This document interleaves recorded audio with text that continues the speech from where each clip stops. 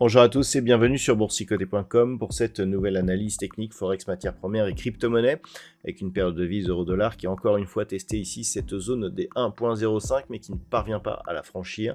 On est légèrement redescendu, on est toutefois dans le haut du range, au-dessus de la moyenne mobile 20 exponentielle après un petit contact ici sur la bande de Bollinger supérieure. Donc la dynamique semble plutôt haussière mais on attend une confirmation de cette hausse par la rupture ici de cette zone majeure. Donc pour l'instant on n'y parvient pas. Donc tant que l'on reste ici dans cette zone entre 1,0240 et 1,05, on reste sur une dynamique moyen terme plutôt baissière depuis cette impulsion ici.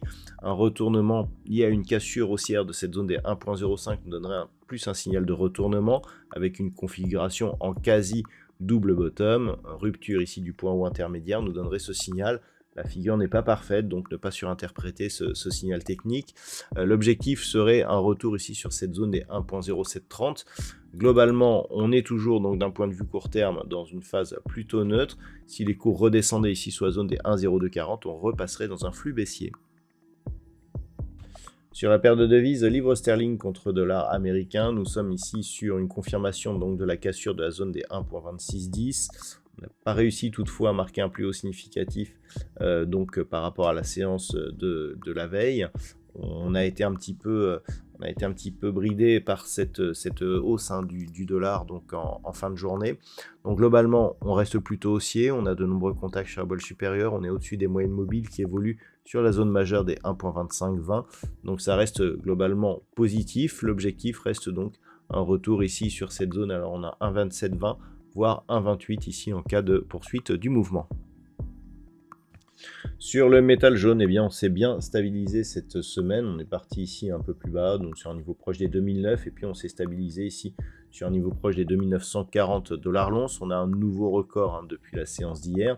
Donc globalement, ça reste positif, puisque l'on est ici sur des niveaux très proches des records historiques, donc des cours du métal jaune. À noter la forte baisse des volumes qui a été enregistrée donc cette semaine. Donc c'est assez, je dirais, c'est assez rassurant pour la suite dans le sens où on a des volumes ici qui sont forts sur la phase dynamique et des volumes qui sont faibles sur la phase de consolidation, ce qui nous indique que la tendance de fond reste toujours haussière. Donc on a des objectifs de poursuite en direction de la zone psychologique des 3000 $ l'once. Par rapport à cela, eh bien, on attend une reprise dynamique. Les niveaux d'alerte sont relativement éloignés. On a un niveau d'alerte intraday ici à 2885 $ l'once. On en a un autre ici sur cette zone des 2840 $ l'once. Mais globalement, et d'un point de vue moyen terme, même si on se venait à consolider, tant que l'on reste au-dessus de cette zone ici des 2775, le fond de tendance reste haussier. Donc pour l'instant, pas d'inquiétude à avoir. On peut continuer à viser de nouveaux records sur l'évolution du métal jaune. Sur le pétrole, et notamment sur le WTI, c'est toujours neutre. Alors d'un point de vue moyen terme, on est toujours ici au-dessus de cette zone qui était précédemment résistance, la zone des 70-36. Cette zone est devenue support. Alors globalement, on aurait pu penser ici que cette poussée nous donne une orientation plutôt haussière. Alors elle existe toujours, mais elle est très fragile. C'est-à-dire que à partir du moment où on reviendrait ici sous cette zone des 70-36, cette anticipation haussière sera annulée. Donc on peut dire que d'un point de vue moyen terme, ça reste neutre.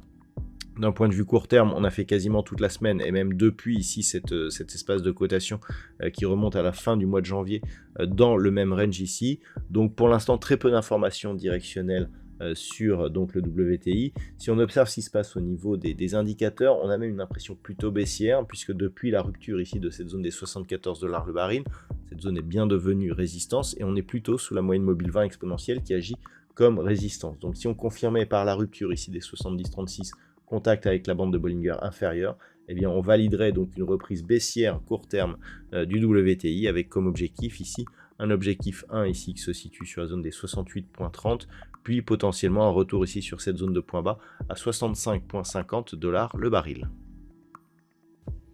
Enfin, au niveau du Bitcoin, eh bien, c'est toujours très neutre. On se bat toujours avec cette zone des 96 000 dollars pour un Bitcoin. C'est plutôt baissier puisque, comme on peut le voir ici, depuis que l'on est repassé ici sous 102 000, eh bien, on est plutôt sous la moyenne mobile 20 exponentielle qui agit plutôt comme résistance.